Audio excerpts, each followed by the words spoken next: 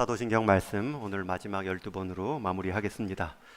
우리가 믿고 고백하는 마지막 사도신경의 내용은 몸이 다시 사는 것과 영원히 사는 것을 믿사옵나이다. 몸이 다시 사는 것이 부활이고 영원히 사는 것이 영생이지요. 이 중에 부활에 관한 몸이 다시 사는 것은 다음 달 부활절에 더 한번 말씀을 나눌 기회가 있고요. 또 앞에서 우리가 고백한 예수님의 신앙 고백 중에 장사한 지 사흘 만에 죽은 자 가운데서 다시 살아나시사 예수님에 관한 부활을 설명할 때 한번 나눈 적이 있기 때문에 오늘 말씀은 영원히 사는 것을 믿사옵나이다. 영생에 관한 구절을 중심으로 사도신경 연속 설교를 마무리하겠습니다. 영원히 산다는 것을 고백한다는 것, 영원히 산다는 것을 믿는다는 말은 그 전제가 우리에게는 죽음도 있다는 것을 말하지요. 죽음이 없었다면 영생, 영원이라는 개념에 대해서 구체적으로 또 특별히 나누어 생각할 이유가 없을 것입니다. 이 땅에서 죽음을 피할 수 있는 인생은 없습니다. 이 땅의 모든 살아있는 생명은 언젠가는 생을 마감합니다. 살아있는 생명이 사람이건 동물이건 식물이건 모든 생명의 호흡은 한시적이고 처음이 있기에 분명 끝도 있어 그 생명의 끝에 도달하면 다시 똑같은 존재로 반복하거나 재생되지는 않습니다. 그래서 우리 인생을 일생이라고도 말하지요. 한 번의 생명. 그러기에 일생에는 어린아이의 출생의 기쁨도 있지만 노년의 마지막 하나님 앞에 가까이 가는 그 순간의 귀한 격려도 필요합니다. 어르신 사역, 우리 다음 세대 사역만큼이나 귀하고 중요합니다. 다음 세대가 사는 방법이 바로 어르신 사역이고요. 또 어르신 사역의 또 부흥의 핵심도 다음 세대가 계속 계승하는 모습일 것입니다. 어르신 사역, 특별히 이제 노년의 삶을 어떻게 격려해 드리는가, 육신의 삶이 점점 생명력이 사그라드는데 그 생명의 의미를 어떻게 계속 북돋을 수 있는가, 더 나아가서 장래까지 하나님 품에 거하는 천국 환송 때까지 그 어르신들의 사역은 중요합니다. 제가 장례를 집례하면서 요즘에 더 드는 마음은 이전 장례를 집례할 때보다 더 마음에 웅크람이 있습니다. 왜 그럴까 생각을 해봤더니 제가 처음 우리 동인교회 2003년 5월에 부임해서 벌써 20년이 지났습니다. 그리고 부임하여 우리 어르신들이 계셨고 그 어르신들을 장례해 드린 적이 있죠. 그러나 그때 마음과 함께 20년을 보내신 분들이 한 분 한 분 하나님께 가는 그 마지막 모습을 육신의 예를 갖추며 또 천국 환송 예배를 인도할 때의 마음은 조금 다릅니다. 20년 전 처음 부임했을 때 그때 50대 초반인 분들은 지금 70대 초반이 되셨고 또 지금 80대 초반인 분들은 제가 처음 동인교회 왔을 때 60대 초반이셨겠구나 그런 생각을 해보았습니다. 그리고 아직 직분으로 은퇴하지 않으신 분들은 처음 뵀을 때 다 40대셨겠구나. 그렇게 20년의 시간을 같이 보내고 한 분 한 분 아프지 않으신 분들이 아프시고 중년의 분들이 노년이 되셨고 그 인생 마지막을 향하여 가는 데 있어서 영원한 삶의 소망이 무엇이고 어떻게 격려해 드릴 것인가 중요한 목회적 숙제 중에 하나입니다. 더 나아가서 우리 어르신들의 문제만이 아닙니다. 우리도 곧 뒤따를 것이고 우리도 경험할 자리입니다. 이처럼 사람이 죽음을 피할 수 없다라는 이 단 한 줄의 말은 인간 역사가 증명했던 진실이고 누구나 인정할 수밖에 없는 사실이며 곧 스스로도 현실적으로 경험하게 될 자리입니다.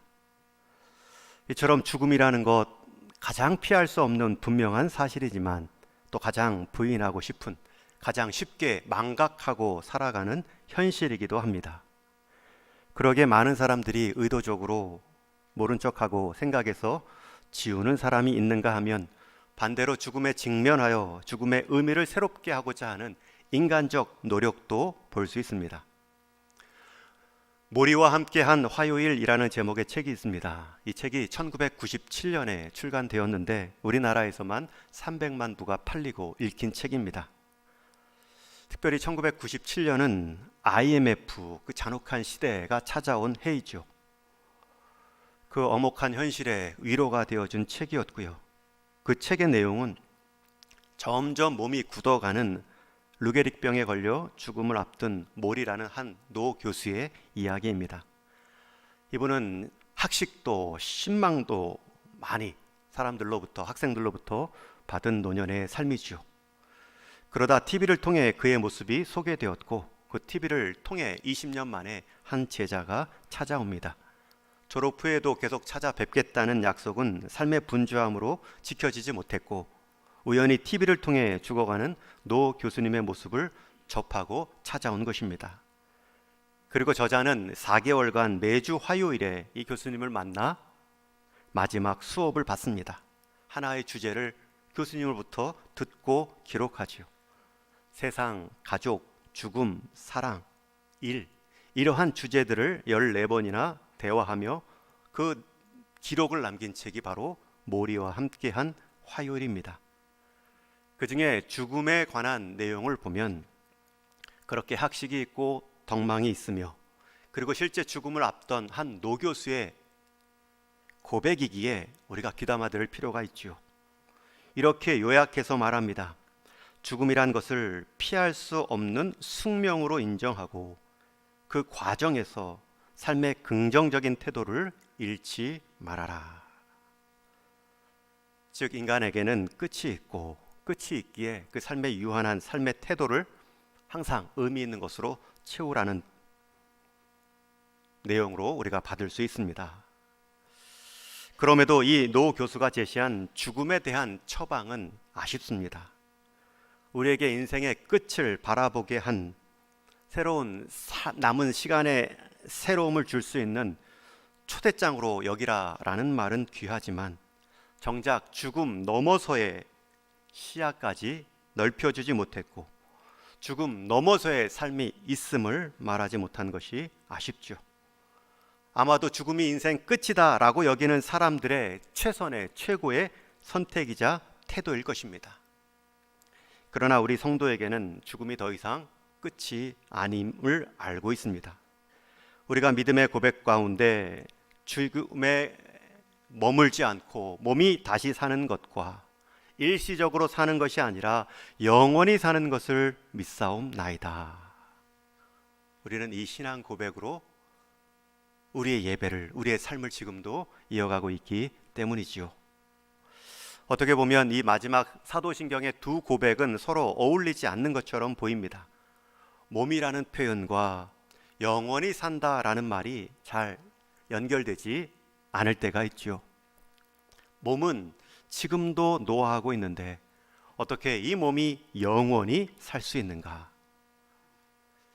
여러분, 우리의 육신의 몸이 그냥 육신의 몸으로만 끝나면 영원하지 않습니다.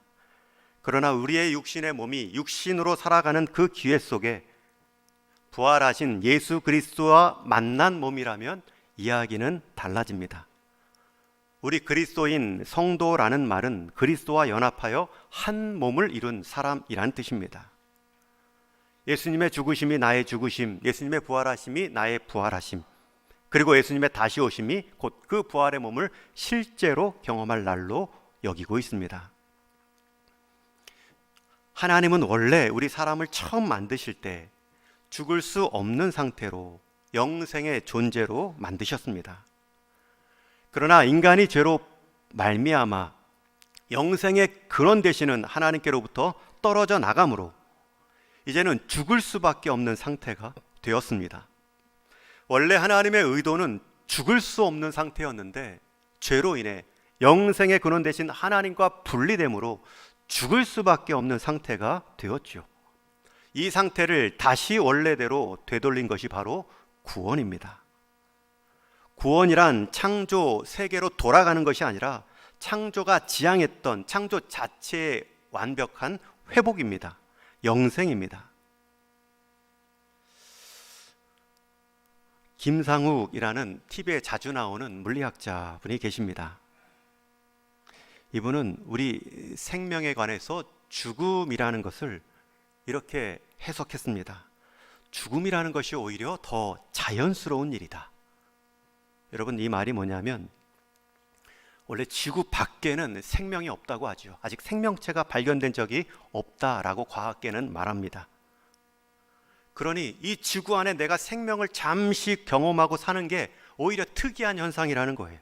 우주 전체로 시야를 넓히면 죽음이라는 것, 고요라는 것이 원래 정상인데 이 지구 안에 생명체가 독특하다. 그리고 잠시 생명체를 누리다 다시 고요 가운데, 죽음 가운데 들어간다. 여러분, 이 우주라는 시야를 보면 일리가 있죠. 진리가 아닙니다. 일리입니다. 그러나 그 우주를 지으신 하나님과 연결시켜 보면 생명 대신 하나님이 계십니다. 그래서 유실론자가 아닌 무실론자, 그리고 유물론자, 물질이 인간의 전부이다. 심지어 생각도 물질의 화학적 작용이다. 사랑도 화학적 작용이다 라고 생각하는 사람들은 그렇게 이해할 수도 있습니다. 물질 중심으로만 보니까. 그러나 그 물질을 지으신 하나님을 믿는 유실론자들은 하나님과의 관계성 안에서 자기를 보지요. 여러분, 생명이 우주 안에 없다라고 해서 그 우주를 지으신 하나님의 생명력마저 없는 것은 아니죠. 유물론자들은 세상을 파악하려면 자기부터 파악하라고 합니다. 자기 몸을 파악하고 자기 뇌를 파악하고 생각하는 자기 뇌가 어떻게 생겼는가. 그러나 하나님을 믿는 유실론자들은 우리를 지으신 하나님과의 관계성에서 우리를 파악합니다. 우리가 생각해낸 우리 모습이 아니라 우리가 어떻다라고 말씀하시는 하나님의 말씀으로 우리를 이해하는 것이죠. 여러분, 우리는 원래 생명의 근원 되신 하나님과 연결된 인생입니다. 그리고 죄로 말미암아 그 생명 되신 하나님과 떨어진 것이 죽음이죠. 그러나 그것이 다시 회복된 것이 영생입니다. 여러분, 이러한 관점으로 모든 말씀의 요약 구절이라 일컬어지는 요한복음 3장 16절 말씀을 다시 한번 읽겠습니다. 시작. 하나님이 세상을 이처럼 사랑하사 독생자를 주셨으니 이는 그를 믿는 자마다 멸망하지 않고 영생을 얻게 하려 하심이라. 우리는 이 말씀을 그리스도만이, 독생자만이 하나님께로 나아가는 유일한 다리이다, 이렇게 하나님께 나아가는 구원의 방법으로 보지만 구원의 결과로서 영생을 통해서도 이 말씀을 볼 수 있습니다. 이 말은 그리스도를 경험한 자, 그리스도와 연합한 자는 이미 영생을 얻었다는 것입니다. 이미 영생을 소유한 자라는 뜻이죠. 여러분, 이것은 우리가 예수님을 믿을 때부터 이미 영생이 시작되었다는 의미입니다. 저와 여러분 이미 영생을 살고 있습니다. 주님이 다시 오실 때 그 영생이 확증되는 것이고 또 분명히 경험되어지는 것이지 그때부터 영생이 시작되는 것이 아닙니다. 성도는 이미 그리스도 안에서 영생을 얻은 자들이고 영생을 살고 있는 사람들입니다. 그러면 이 땅에서 우리가 영생을 산다는 말은 또 무슨 뜻일까요? 예수님께서 이런 말씀을 주셨습니다. 요한복음 17장 말씀도 같이 한번 읽습니다. 시작. 영생은 곧 유일하신 참 하나님과 그가 보내신 자 예수 그리스도를 아는 것이니이다. 여러분, 여기서 예수님이 중요한 말씀을 하십니다. 영생은 사는 것 이전에 아는 것이다. 누구를요? 유일하신 참 하나님과 그가 보내신 자 예수 그리스도를. 성경에서 영생을 영원히 사는 시간적 의미를 말하기 전에 하나님과 예수 그리스도를 아는 인격적 관계로 말씀하고 있습니다. 그리고 시간적으로 영원히 사는 것은 그 하나님과 그리스도를 아는 자가 누리는, 당연히 따라오는 결과일 뿐이죠. 여기서 특별히 또 안다, 그리스도를 아는 것이니다 라는 말에 안다라는 것은 기노스코라는 헬라어입니다. 히브리어는 야다라는 단어가 있죠. 친밀한 부부 사이가 서로 아는 것처럼 아는 것. 여러분, 부부는 한 몸이라고 합니다. 다 알죠. 그래서 한 몸같이 살아가는 존재다. 여러분, 친구 관계의 핵심도 무엇입니까? 서로를 아는 것입니다. 반 안에 다른 학생들이 있는데 알아야 친구가 됩니다. 요즘 새학기입니다. 우리 자녀들 새학교 갔을 때 이 아는 것, 친구 문제가 굉장히 중요합니다. 목회자와 성도의 관계도 아는 것입니다. 제가 여러분 사생활 꼬치꼬치 관심 있어 캐묻는 것이 아닙니다. 여러분들의 삶의 정황을 살피고 기도 제목 삼기 위함입니다. 그 인생과 그 가정의 길을 성경적 말씀, 교훈으로 지도하기 위함이지요. 목회라는 것, 여러분의 삶의 정황을 다 알 수는 없지만 여러분들이 결국 여러분의 삶의 현장에서 여러분들이 선수가 되어 여러분의 믿음으로 하나님이 주신 여러분의 영광들을 경험할 것이지만 그 길을 조금 더 바르게 갈 수 있도록, 아니 그 길이 다른 길로 갈 때 이 길은 아닙니다 라고 말하는 코치의 역할이 목회이죠. 최소한 그것은 아닙니다 라고 말할 수 있는 관계. 요즘 가정 신방 카드를 보고 있습니다. 꼼꼼하게 쓰신 분들은 꼼꼼한 기도가 이어지겠죠. 제게 목회자의 마음을 주고 기도 제목을 오픈하신 분들은 그걸 제가 기도 제목 삼아 기도합니다. 어떤 분들은 가족 구원에 함께한 생명 이름을 또 적기도 하죠. 분명히 기도합니다. 그리고 함께 기도할 것입니다. 여러분, 부부관계도 친구관계도 목회자와의 관계도 아는 것입니다. 서로 알아야 기도하고 서로 알아야 이해합니다. 서로 알아야 불필요한 말들이 없더라도 관계의 풍성함을 누릴 수 있죠. 하물며 사람 간의 관계, 알매 유익도 이러한데 그 관계, 그 알매 대상이 하나님일 때는 그 결과가 영생입니다. 영생은 곧 유일하신 참 하나님과 그가 보내신 자 예수 그리스도를 아는 것이다. 여러분, 하나님과 우리 주님은 우리를 벌써 압니다. 그런다 우리를 아시는 그 하나님을 우리는 얼마나 알고 있는지요. 그래서 그 하나님을 알아가고 그 그리스도의 사랑을 아는 것, 그것이 영생이죠. 여러분, 그 영생의 기쁨을 오늘부터 누릴 수 있습니다. 오늘도 누리지 못하는데 그날 가서야 누릴 수 있다. 여러분, 순서도 잘못됐고요. 심지어는 가능하지 않을 수도 있습니다. 이 말을 오해하지 마시기 바랍니다. 오늘 누리지 못하면 그날 가서도 누리지 못할 수 있습니다. 이 말은 영생의 기쁨은 오늘부터 가능하다는 것을, 그래서 갖고 가야 된다는 것을 강조하는 것이지, 오늘 못 누렸으니 그날도 못 누리겠다, 그러한 결과론적으로 말씀드리는 것이 아닙니다. 오늘부터 누릴 수 있습니다. 마지막 영생과 부활의 소망, 그날에 더 온전히 누릴 뿐이지 지금 누림이 불가능한 유보된 영생이 아닙니다. 여러분, 이것이 우리의 모습입니다. 우리가 다시 사는 것과 영원한 삶을 믿습니다 라는 신앙 고백입니다. 우리 주님은 그것을 기대하시고 그것을 위해 자기 몸을 내어주셨고 그것을 잊지 말고 살아가도록 우리에게 세례와 성찬을 명하셨습니다. 여러분, 주님의 이름으로 죽고 사는 것이 세례이지요. 그리고 그 주님의 몸과 피를 의미하는 떡과 잔을 먹으며 주님의 이름으로 죽고 살아남 뿐만 아니라 주님의 몸과 피 없이는 살 수 없습니다라는 것을 성찬 예식을 통해 우리의 몸에 새기듯 경험하는 것입니다. 여러분, 주님의 마음은 이렇습니다. 내가 너를 위해 죽고 살아났고 다시 올 것이다. 그 과정에서 이 세례와 성찬을 통해 나를 기억하라. 너에게 영생이 있음을 잊지 말아라. 그래서 갈라디아서 3장 말씀에 보면 누구든지 그리스도와 합하기 위하여 세례를 받은 자는 그리스도로 옷 입었느니라. 여러분, 그리스도와 합한 자는 이미 그리스도로 옷 입었습니다. 그리스도 안에서 살아갑니다. 뿐만 아니라 떡과 잔을 마심으로 우리 안에 그리스도께서 살아계심을 잊지 않는 것입니다.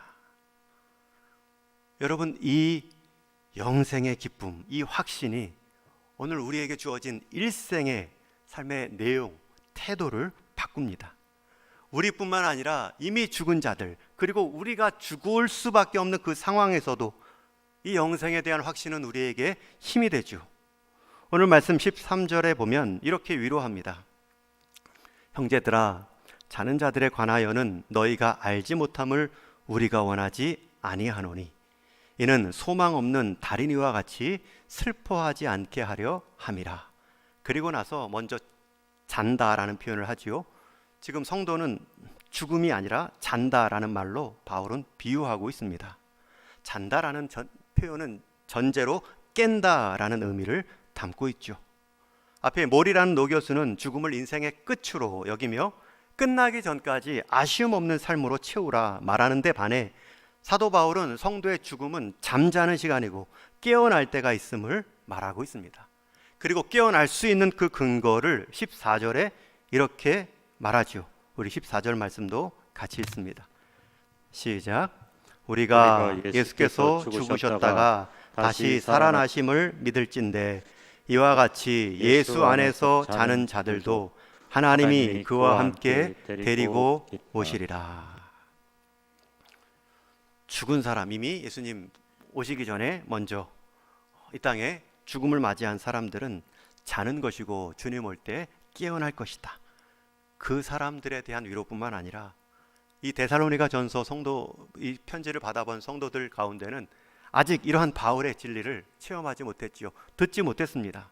주님 다시 곧 오실 줄 알았는데 오시기 전에 먼저 죽은 성도, 내 가족은 어떻게 합니까?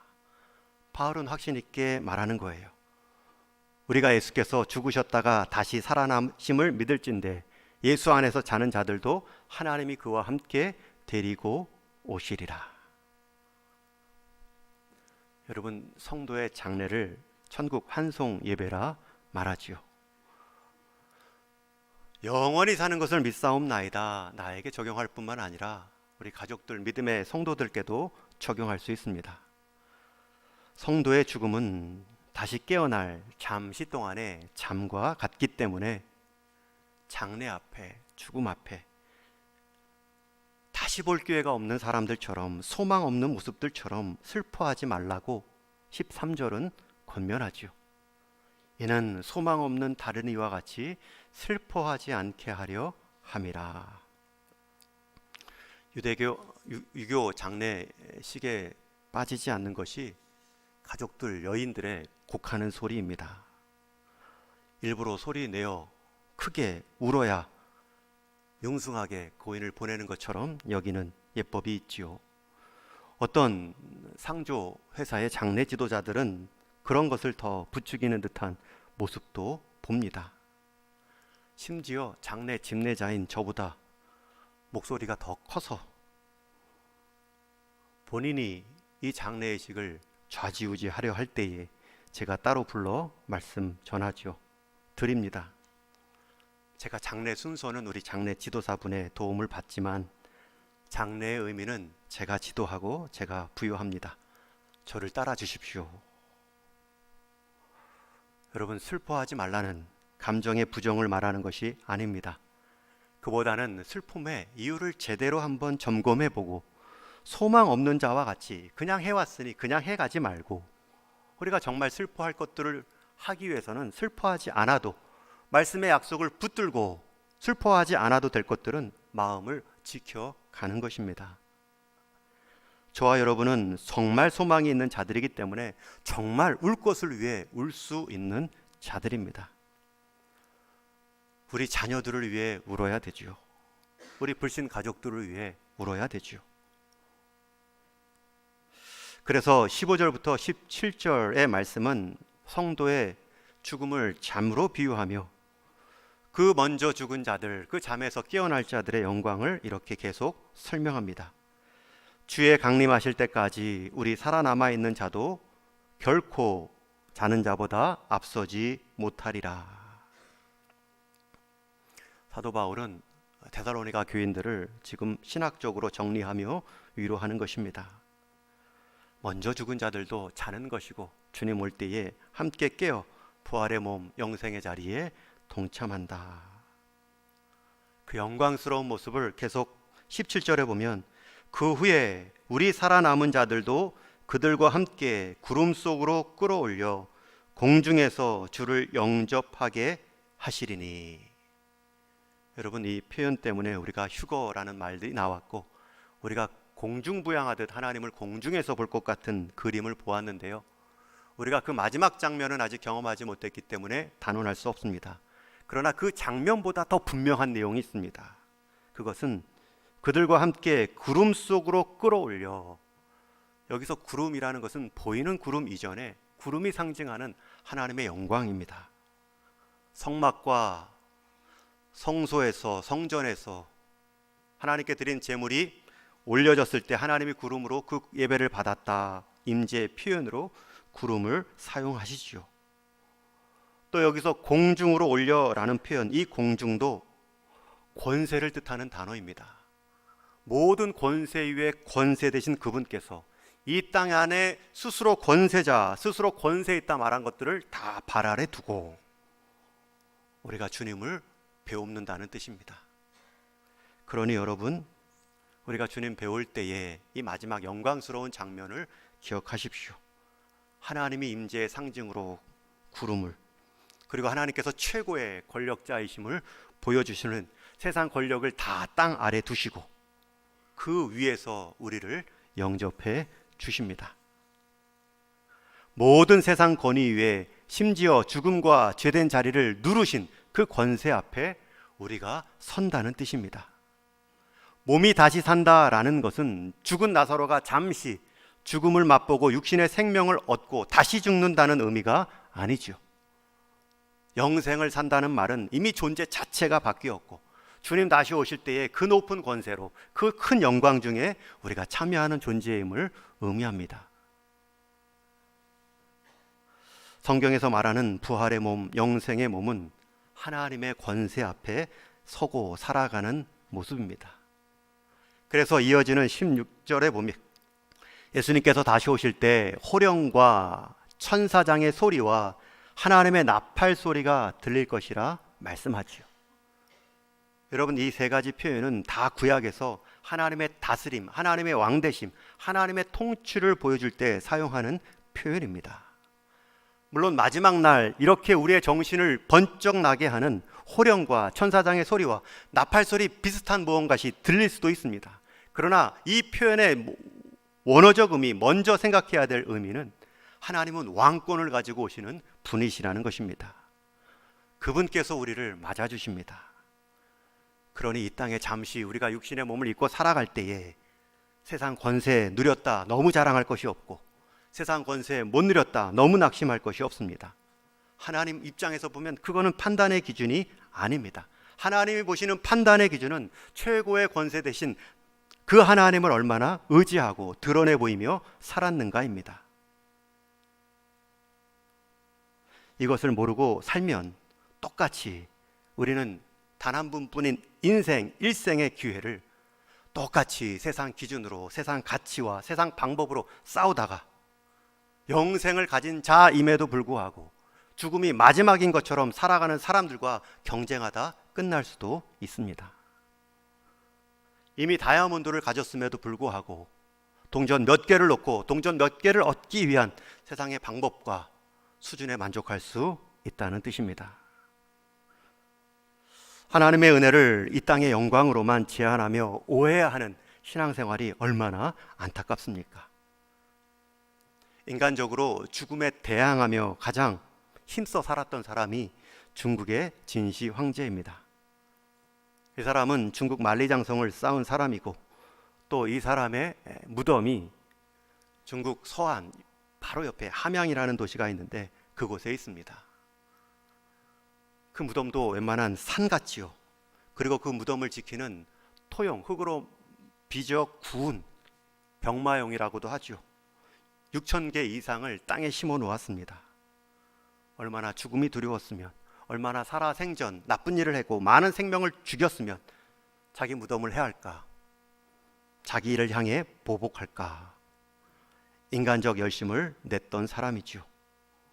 그리고 자기 생명도 연장하기 위해 불로장생의 약초를 구하고자 보낼 수 있는 곳에 다 보내죠. 서귀포에도 왔다라는 학설이 있습니다. 서귀포라는 그 말 자체가 왔다가 돌아갔다라는 뜻이죠. 살아있을 때 영화를 죽어서까지 누리기 위해 거대한 무덤마저 조성했고 수천 명의 사신도 불러 장생의 약초를 구하기 위해 보냈지만 그렇게 열심냈던 사람의 수명이 49세입니다. 49세에 세상을 떠나지요. 아직도 그가 남긴 무덤의 방대함은 우리에게 있어서 그 인생의 허망함만을 보여줄 뿐입니다. 반대로 저와 여러분은 병마용도 없고 무덤도 준비할 필요가 없지요. 굳이 산만큼 기대할 이유가 없습니다. 그 자리가 우리의 끝자리가 아니기 때문입니다. 오히려 하나님의 친근함을 믿고 오늘 내게 그리스도 안에서 이루어진 영생을 확신하며 영원한 생명의 가치로 내게 주어진 육신의 삶을 사는 것, 그것이 영생을 경험한 삶입니다. 저는 이 소망, 이 확신, 이 감격이 분명하다면 우리의 삶이, 우리의 가정과 일터가, 우리 동인교회가 새로워질 줄로 믿습니다. 여러분, 이 소망, 이 마지막 사도신경의 내용입니다. 우리가 이 부활과 영생의 소망이 있다면 마땅히 이제는 두 가지 삶을 살아야 됩니다. 첫 번째는 이 영생을 확신케 하는 하나님의 말씀을 더 힘써 배워야 됩니다. 여러분, 세상의 말, 세상의 가치 기준을 이길 수 있는 하나님의 말씀은 기록된 말씀뿐입니다. 다른 말이 더 클리면 어느새 내 발걸음은 그 소리 따라 흘러갑니다. 내 생각은 그 소리 따라 결론 내립니다. 그러니 여러분, 영생을 믿는 성도는 영생을 일깨워주는 하나님 말씀을 더욱 열심히 들으시고 배우시고 읽으셔야 됩니다. 우리 요한일서 5장 13절 말씀 같이 읽겠습니다. 시작.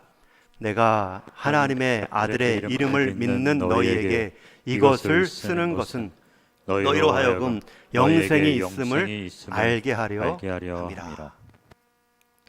여러분, 하나님의 아들의 이름을 믿는 너희에게 이 기록된 말씀을 주신 이유는 하나님의 아들의 이름을 믿는 우리에게도 날마다 영생이 있음을 일깨움 받아야 한다는 것입니다. 왜냐하면 영생을 가진 우리의 인생은 아직도 일생이 전부인 것처럼 살아가는 세상 안에 있기 때문입니다. 우리에게 말씀을 주신 이유는 하나님과 그 보내신 자를 알고 그분의 약속의 말씀을 순종함으로 더 친밀함으로 영원한 생명의 기쁨을 오늘부터 누리고 다지는 것. 그러니 말씀을 먹으라 주님은 말씀하셨고요, 또 내 양을 좀 먹이라 주님은 제자들에게 말씀하셨습니다. 여러분, 내 양을 먹이라 육신의 공급만 의미하지 않죠. 왜냐하면 사람은 떡으로만 사는 존재가 아니라 하나님의 입에서 나오는 말씀으로 살 수밖에 없는 지음받은 영생을 소유한 인생이기 때문입니다. 여러분, 하나님의 말씀, 하나님 앞에 서는 그날까지 최소한 일독은 하시고, 하나님 그 말씀이 결국 그리스도를 나타내는구나, 어떻게 각 말씀에서 그리스도를 발견하고, 특별히 신약 말씀에서는 어떻게 교회 공동체를 이루며 주님 다시 오실 때까지 그 교회됨을 힘써 지키며 교회를 세워갈까. 또 한 가지, 우리가 부활과 영생의 소망이 있다면 우리는 죽음 자체를 두려워하는 것이 아니라 죽음 넘어서의 삶을 살지 못하는 내 삶을 두려워하는 모습으로 죽음 넘어서까지 있을 그 가치를 지키기 위해 더욱 주의 일에 힘쓰셔야 합니다. 고린도전서 15장 58절에 보면 사도 바울이 이렇게 고린도 교회를 권면합니다. 우리 한번 같이 읽습니다. 시작. 그러므로 내 사랑하는 형제들아, 견실하며 흔들리지 말고 항상 주의 일에 더욱 힘쓰는 자들이 되라. 이는 너희 수고가 주 안에서 헛되지 않은 줄 알미라. 하나님께서는 앞에서 그 호령과 천사장의 소리와 영광 중에, 구름 중에, 공중에서 우리를 맞이할 최고의 피날레를 예비하고 계십니다. 우리 역시 그것을 믿는다면 그 피날레에 합당한 믿음으로 살며 주의 뜻과 마음으로 우리 인생 살피며 주의 일에 더욱 힘쓰는 것이죠. 여러분, 이 소망이 있어도 견실하며 흔들리지 말라고 말씀합니다. 그리고 항상 주의 일에 더욱 힘쓰는 자들이 되라 명하죠. 여러분, 주의 일은 더욱 힘써야 되는 일입니다. 여러분, 주의 일은 원래 힘겨운 일입니다. 주의 일은 아직 주의 나라가 온전히 임하지 않은 이 죄된 상황에서 지켜내는 것은 힘든 일입니다. 그러니 주의 일을 하다가 힘들다고 해서 멈춰서는 안 됩니다. 주님의 일인데 왜 이렇게 방해가 많나, 장애가 많나, 그냥 멈출 일이 아닙니다. 견실하며 흔들리지 말고 항상이라는 표현, 주의 일에 더욱 힘쓰는 자들이 되라. 그 힘겨운 상황을 더욱 디딤돌 삼아 주의 일에 합당한 모습으로 변화되든가, 상황을 주의 일에 합당한 모습으로 변화시키든가. 왜냐하면 그 수고로움은 그냥 수고로움으로 끝나지 않기 때문입니다. 이는 너희 수고가 주 안에서 헛되지 않은 줄을 알미라. 주의 마음을 배워감으로 주님을 닮아가는 인생, 그것을 우리는 또 다른 말로 자기 부인이라고 합니다. 세상은 자기 인정하라고 하죠. 세상 닮아가라고 말합니다. 그러나 그 세상의 가치에 나를 부인하고 주님 닮아가는 것, 그것이 영생을 경험한 자의 이 땅을 살아가는 특징이고 하나님 앞에 섰을 때의 상급이 될 것입니다. 조나단 에드워드는 천국을 위해 자신을 부인하기를 싫어하는 사람은 얼마나 어리석은가 라는 말을 했습니다. 여러분, 천국을 위해 자신을 부인하기를 싫어하는 사람이 얼마나 어리석은가, 이 말은 바꿔 말하면 이 땅의 삶을 위해 자신을 거기에만 집중하는 사람은 얼마나 어리석은가 라는 뜻입니다. 우리의 가치는 이 땅이 결정하는 것이 아니고 이 땅의 모습으로 우리의 영생이, 우리에게 주어진 그 영광스러움의 무게가 바뀌는 것이 아니죠. 오히려 그 가치를 이 땅에서 살아내는 모습이 우리의 진짜 가치입니다. 이제 말씀을 정리합니다. 오늘 말씀뿐만 아니라 사도신경 전체의 말씀을 정리합니다. 과거 교회사 2000년 동안 모든 믿음의 선진들은 이 사도신경의 신앙 고백을 통해 자기 믿음을 고백했고 함께 속한 공동체의 특징을 말했습니다. 그것을 삶으로 살아내므로 진리를 지켜왔고 오늘 우리에게까지 이어져 오게 했죠. 이 단순하지만 확실한 믿음을 가지고 바랄 수 없는 환경, 박해받는 상황에서도 소망 잃지 않고 믿음 지켜왔습니다. 우리 성도님들 속으로 한번 대답해 보십시오. 여러분은 정말 전능하사 천지를 만드신 하나님 아버지를 믿으시는지요? 그 하나님 아버지를, 전능하사 천지를 만드신 하나님 아버지를 믿는다면 그 천지 아래에 있는 그 작은 존재들, 그 천지 안에 일어난 그 작은 일들에 대해서 너무 크게, 하나님도 부정할 만큼, 하나님도 떠날 만큼 크게 여기지 마시기를 바랍니다. 여러분들은 정말 예수님께서 십자가에 못 박혀 돌아가심으로 나를 위한 자기 사랑, 자기 생명 주신 만큼의 그 사랑을 믿으시는지요? 그 예수님의 사랑을 믿으신다면 이 땅에서 잠시 예수님의 사랑 때문에 살다가 겪게 되는 이 땅 사람들의 오해, 왜 나를 사랑하는 사람이 없나 라는 환경 가운데 너무 서운해하지 마시기 바랍니다. 왜냐하면 그러한 상황에서도 우리를 향한 예수님의 사랑은 변함이 없기 때문입니다. 우리 성도님들은 어느 때 어떤 상황에서도 나와 함께 하신다 약속하신 그 성령님을 믿으시는지요? 이 땅에 우리의 형편을 우리보다 더 잘 알고 계시고 필요 적절한 능력과 위로로 함께 해주신다는 그 분을 우리가 오늘도 인정하며 구하며 살고 있는지요? 그렇다면 내가 지금 가진 것 세상 기준으로 너무 없다 낙심하지 말고 너무 많다 교만하지 말고 스스로 자책하거나 주변을 향해 불평하지 마십시오. 우리에게는 가장 강력한 위로자, 능력자, 성령님이 계시기 때문입니다. 그분은 주시고도 아낌없이 주시고도 후회함이 없고요. 우리를 더 우리답게 살아가는 유일한 하나님이 보내신 위로자입니다. 그것뿐만 아니라 우리 성도에게 있어서 교제가 있죠. 거룩한 교회를 이루어가는 은혜가 있고 사명이 있습니다. 그 과정에서 실수할 때에 회개하며 누릴 수 있는 죄 사함의 은혜가 있고 결국 몸의 부활을 경험하며 최고 권위의 권위자 되신 그 하나님을 최고 영광스러움 중에 영광스러운 그 자리에서 만나 배울 소망을 가지고 사는 사람들입니다.